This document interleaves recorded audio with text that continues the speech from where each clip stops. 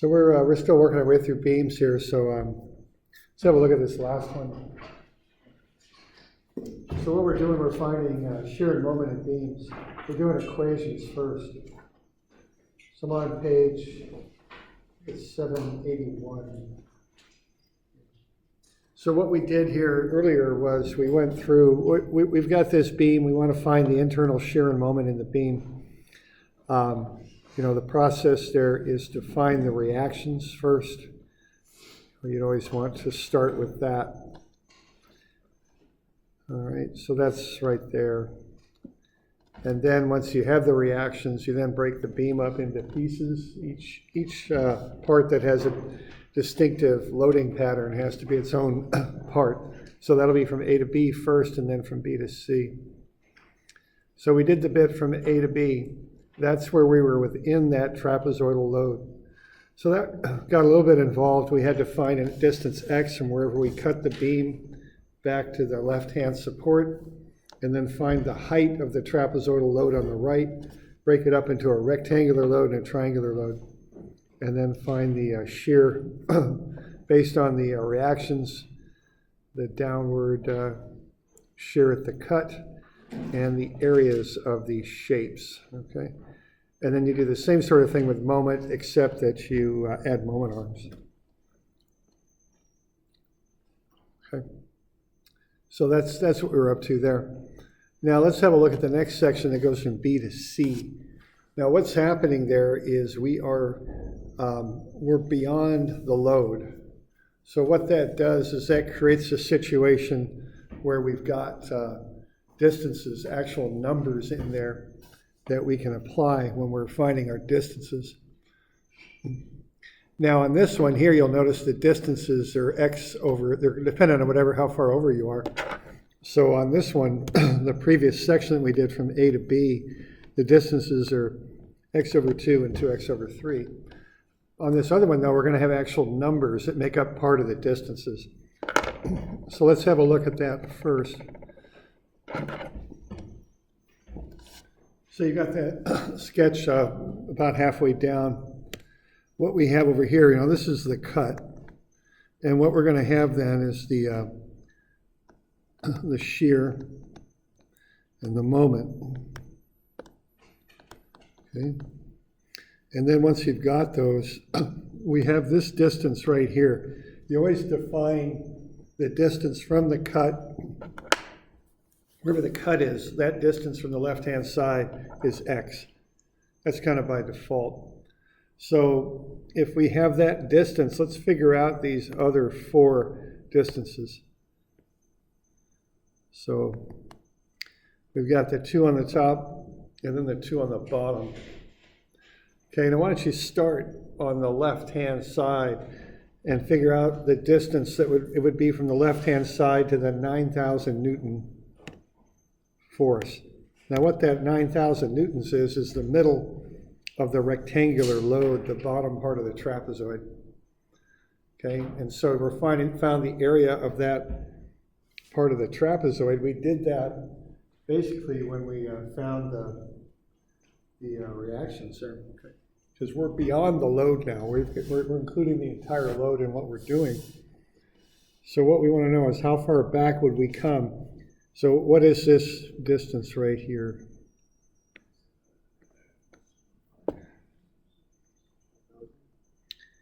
Yeah, what do we got? So that's for a rectangle, right?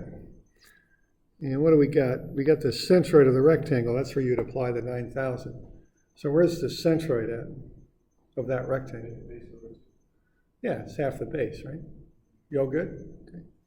And the rectangle is 3 meters, is it? Yeah, 3 meters and a half. So that's 1.5. So if this is 1.5, what do we got out to the right there?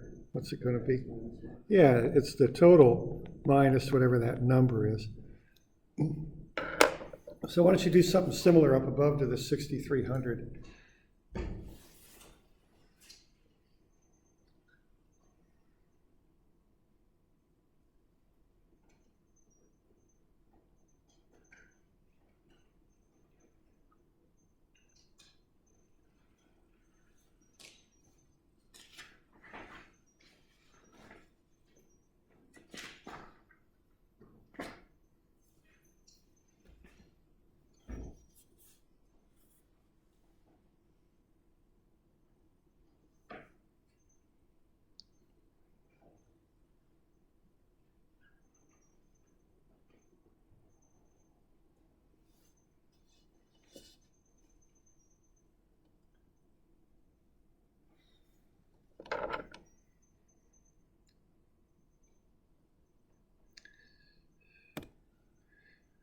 So how about for that, how far from the right to the 6,300 meter, right? 1 meter?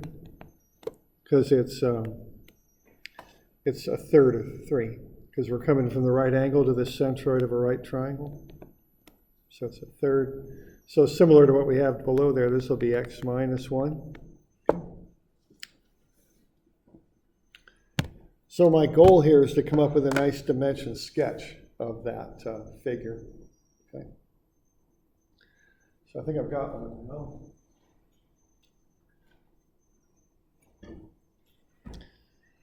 So now what I want to do is I just want to generate these shear and moment equations. This will be a little bit more straightforward than the previous one because we're not in the middle of the load. When we were in the middle of the load going from A to B, that got a little bit complicated finding all those areas and distances. But now it's a little bit more straightforward. So sum of Fy equals 0. What do we got if we just kind of work our way left to right? Got a reaction over there. Okay. 12,000. Then we got the 2 downward loads. Okay, that's it. Oh, and then we have minus VBC on the left. Now, when you're doing these shear equations, you got minus. Now, what's going on here is this is the positive convention for shear, is to have the load going down. Okay, that's positive shear as you work your way left to right. But this equation here is a statics equation. So VBC is going down. So in the statics equation, it goes in as a negative. Okay, so there is kind of a little shift in sign convention there. You draw it based on the shear and moment sign convention, but then in the equation, you use the static sign convention. So it's always minus whatever your shear is, which is handy because when you bring it to the other side of the equation, the minus becomes a plus. So you just get VBC as negative 3,300. Okay.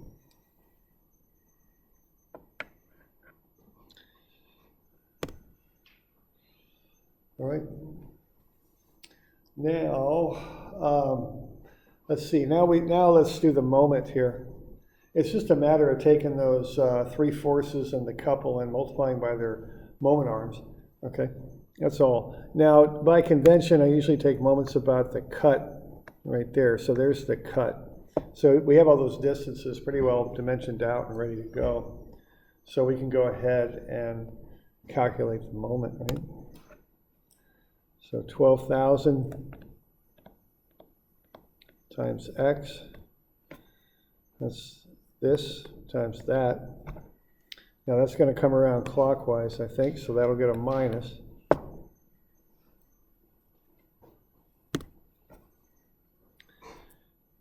And then 6,300, what's that times? What do we got? X minus 1. It's counterclockwise, so it gets a plus. And the last one is 9,000. And moment arm on that is what? X minus 1.5. That's coming around that away, so that's plus. And then the last little bit there is we do have that couple, so that's plus MBC.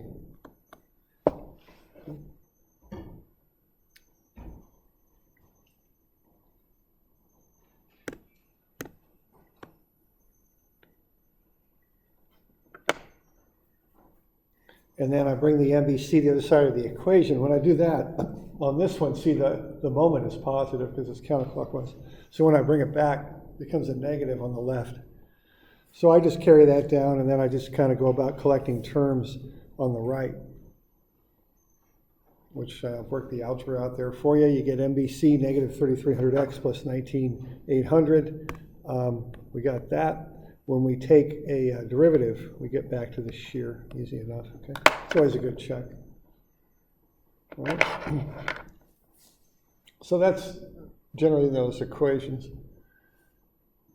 Now, if you get into serious structural, I think you work on software packages a lot. You know, it's It's complex stuff, and it's perhaps a little bit more sure to work with the software packages.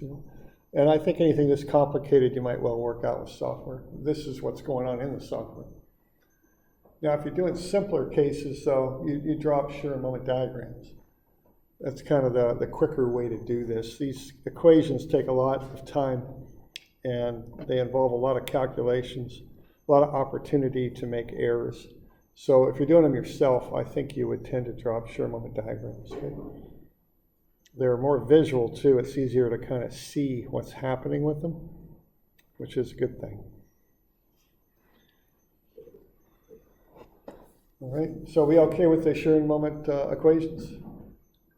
Okay, let's look at page 790 then. We have a series of rules that we use to draw up shear and moment diagrams. So this is something that I'd like you to get competent with, where you can knock these out.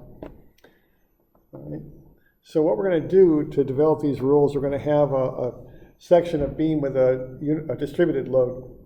We're going to cut out a little dx segment of it, so a very little, just a very small little width.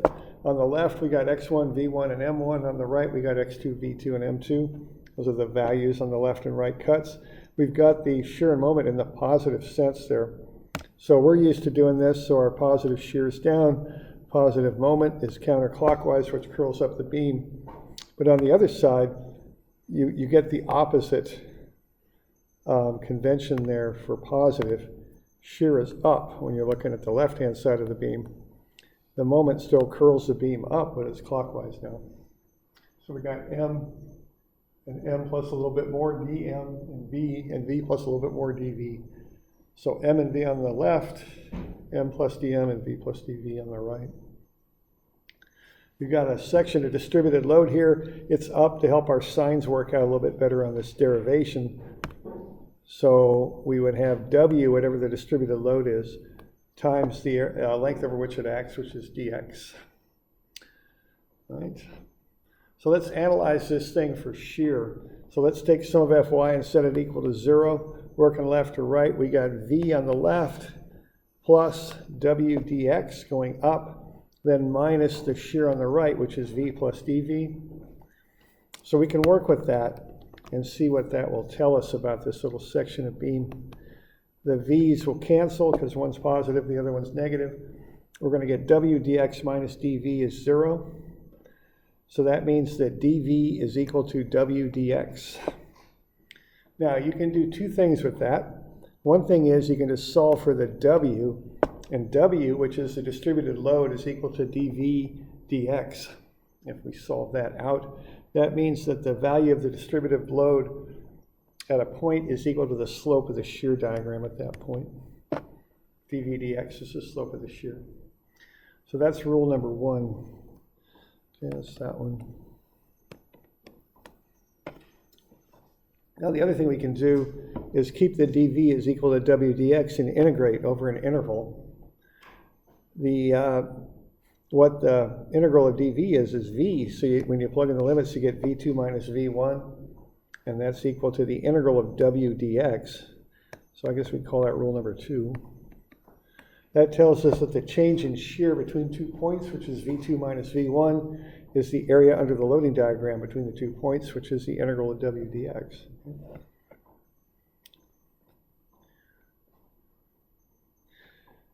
All right. Now the last little thing here that we could look at is if we apply a concentrated load to the beam. What the beam will do is the internal shear will respond immediately to hold equilibrium with the same amount but in the opposite direction. But with the signs, that'll work out pretty well, because if we push down on the beam, that's a negative concentrated load, the shear will point upwards in response to that, which is also negative shear by the same amount. Okay. So you get a change in the shear diagram. The shear diagram will change by the same amount as any concentrated loads you apply, and will change with the same sign. Okay. So that's rule number 3. So that's how we can get from a load diagram to a shear diagram. Okay. Now we could do the same thing for the moment equation. It's a little bit more complicated, but the idea is very much the same, because what we're really doing here is graphical integration. We go from load to shear, and then from shear to moment. And the rules of load to shear are very similar to the rules from shear to moment. All right. So what are we going to do here? We'll kind of look at this section of the beam, and we'll analyze it. We'll have negative m clockwise minus v times dx clockwise minus w dx times its moment arm, which is half of dx, because that's at the center of that rectangle. It's dx over 2. And then on the right, we got m plus dm. All right, now we can get some stuff to cancel out here when we look at this. What will cancel here will be the minus m and the plus m. And then the w, okay, that's one thing that will cancel. Now we're left with dm then. So the sum of these things is 0, because this beam is in equilibrium. We got a 0 on the left. And what do we got here on the right? We've got a dm right there. We got a v dx right there, negative. And then we've got a w dx squared over 2. Well, the deal with this is if dx, a little calculus differential there is small, dx squared is really, really small, and we can pretty much ignore it. So that cancels out too. So we're left with a pretty simple relationship that's similar to what we had earlier. We got dm as v dx, okay? Now, once again, we can do two things with that. We can solve for v, the shear, it's dm dx. That's rule number 1. That tells us that the value of the shear at a point is equal to the slope of the moment diagram at the point. We can integrate it. Integrate dm, we get m2 minus m1. That's the change in moment. And that's equal to the area under the shear diagram. So that's rule number 2.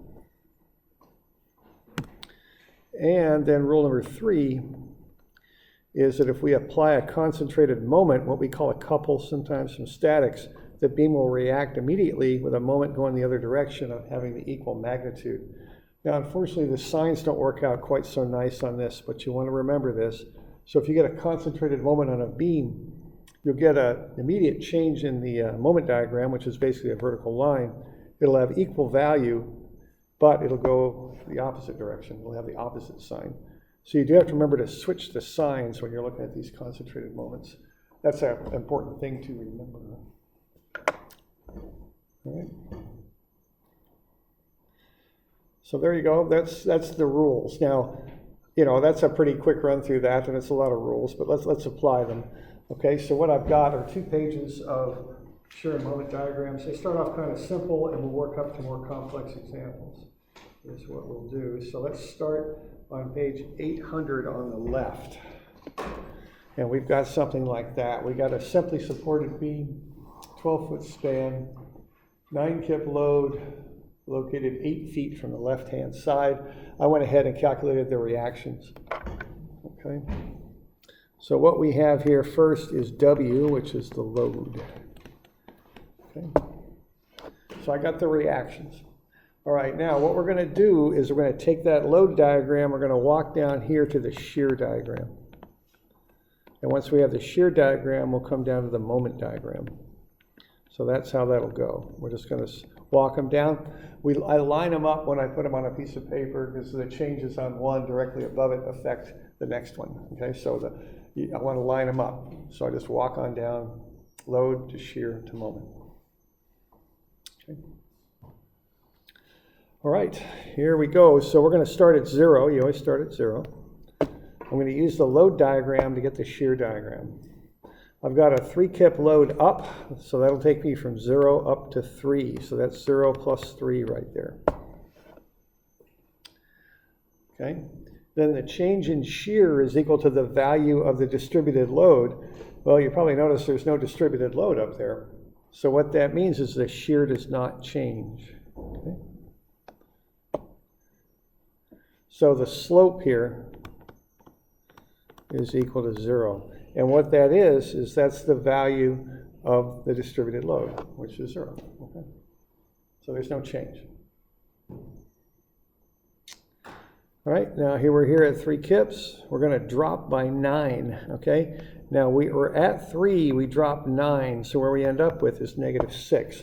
So that concentrated load causes an immediate change in the shear diagram of equal magnitude and in the same direction, having the same sign, basically.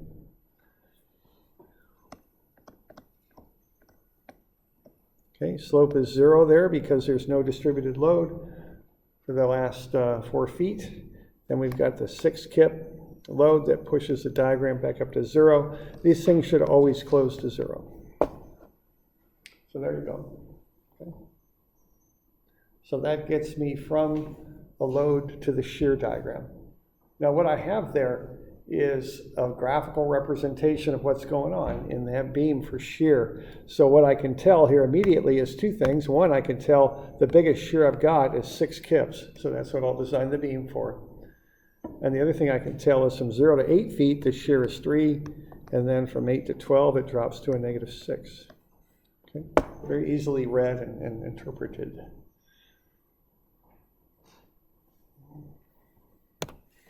Okay. We good with that?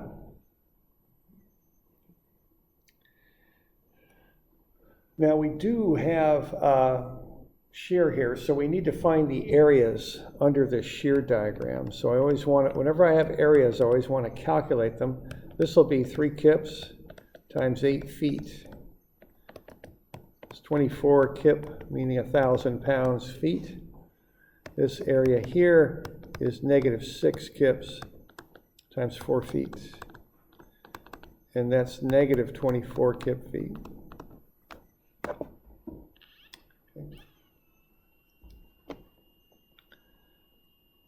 So what you have there is the moment diagram that can be drawn from the information we've got about the shear. Okay. So the moment diagram, just like any of these diagrams, starts at 0. It then increases by an amount equal to the area under the shear diagram. So you start at 0, you've got an area under the shear diagram at 24. So that gets you up to a value of 24 right here. Okay. Then you're at 24 and at positive 24. And you drop by an amount equal to the area under the right-hand side of the diagram. So you're at 24, you drop 24, and you get down to 0, right there. So there's the moment diagram based on what I'm seeing on the shear diagram. Now I'm getting the changes in moment, but also I want the shape of the diagram. So I think I'll want to know the slope, and that will help me to get the shape. So the slope is equal to the value of shear. It's 3 there. And then the slope on the back side is what? -6. Now sometimes you use that letter M to mean slope when you're doing mathematical equations. I don't use that though here because M looks a lot like moment. I don't want to get that confused, so I just write out slope. Okay. So that's the steps walking it down from load to shear to moment. So we doing all right with that? Okay, good. And you can see the advantages of that. I mean, when you get good at this, you could do that in literally a minute. Okay, whereas writing up equations would take you a good bit longer. So these types of things that I can draw up diagrams for, I want to do it because it's just faster. Okay. And it also gives me a graphical representation of what's going on. All right. So we're good with that. All right.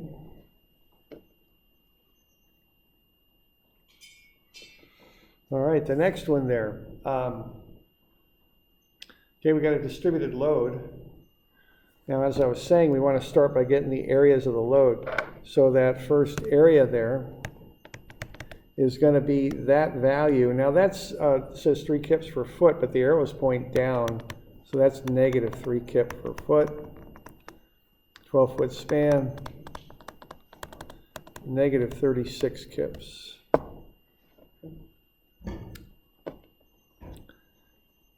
So what's going to happen here is I'm going to start at 0 like I do. I'm going to immediately go up by the reaction force there, which is a concentrated load. That'll get me up to 18. Then what's going to happen is I'm up at 18, and that area is negative 36. So that gets me down to negative 18. So that's where that number comes from.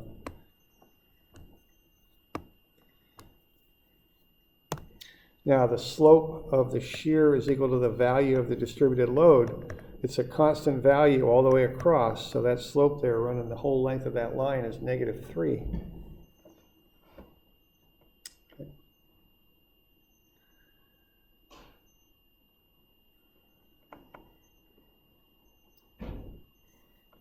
Now I started up at 18. I'm at that many kips. I'm dropping at 3 kips per foot, so that gets me out to 6 feet where I hit 0.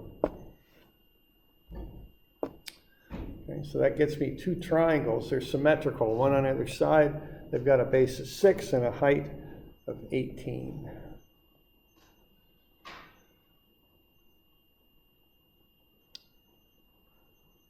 You all right with that? Okay. So that gets me the shear diagram.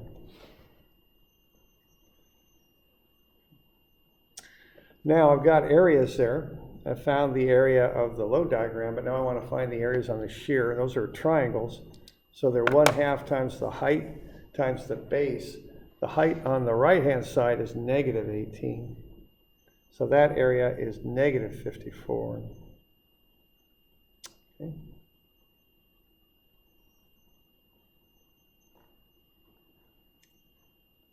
So now I've got that shear diagram pretty well figured out. So now I want to drop down to the moment diagram. So I've got an area on the left of 54 for the triangle, area on the right for negative 54. So I'm going to start at 0 like I do, and I'm going to go up to 54. That will equal this area. So I'm starting at 0 and I'm going to the peak of that diagram at 54. Then I'm dropping by 54 back down to 0. So I'm at 0, I go up to 54 and I come back down. Now I want a little bit more information there on the slope. So the way I'm going to get that is because I want the shape of the moment diagram there. So the way I'll get that is I'll look at the values of shear. Okay? The values of shear at the different points are the slope of the moment diagram. So that's a positive 18. It's a negative 18 for the slope. And right in the middle where it maximizes, I've got a slope of 0. So what that tells me is that's going to be concave down. It goes from a positive slope, it zeroes out, comes back down to a negative slope. So that'll be concave down. Okay. So I'm using the values of the shear to get to the slopes.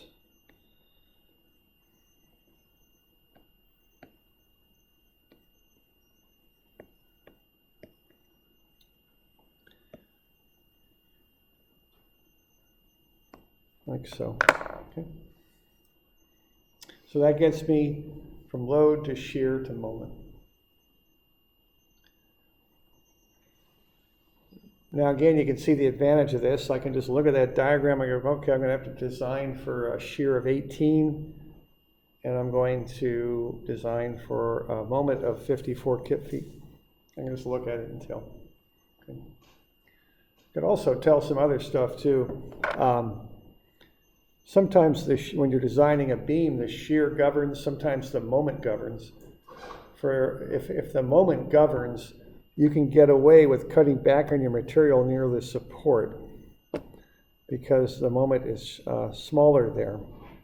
So in one of the buildings here on campus, I was looking at it when they were building it, they have trusses under the second floor. Trusses look like that. And see, they knew they could get away with that style of truss because they didn't need a lot of material on either end. So they cut it back just to save material because it wasn't needed. Okay. Another example of this might be a tractor trailer. Okay, those flatbed trailers, so you want to keep the bed down low so you can cut the wheel wells up, because you really need the material in the middle of the trailer. That's where the bending is most extreme. That's where you get the biggest stresses, the highest moments. So in the middle of the trailer, you want the full depth of that, essentially that beam that runs from wheel to wheel, okay? But at the wheels, you can cut them back a little bit, and that works quite well because you can put wheel wells in there. You keep your flatbed low. You're not up higher as it would need to be if you couldn't shave that back, okay? And if you ever look at a flatbed trailer, it's hard to see because they're so long, it's hard to get a good photograph. But I just have a little trouble with this, but you can see it a little bit here. If you look right there, they're kind of angling that up there, and it's even harder to see in that shaded side. But again, they're kind of going like that is what they're doing with that shape. And they know they can get away with it, so that's why they're doing it. Okay. A little bit closer view, you can see that angle right there as they're coming up over the wheels. See that right there, okay. Right. So that's just applying a firm knowledge of these moment diagrams to this design to get that shape. Okay.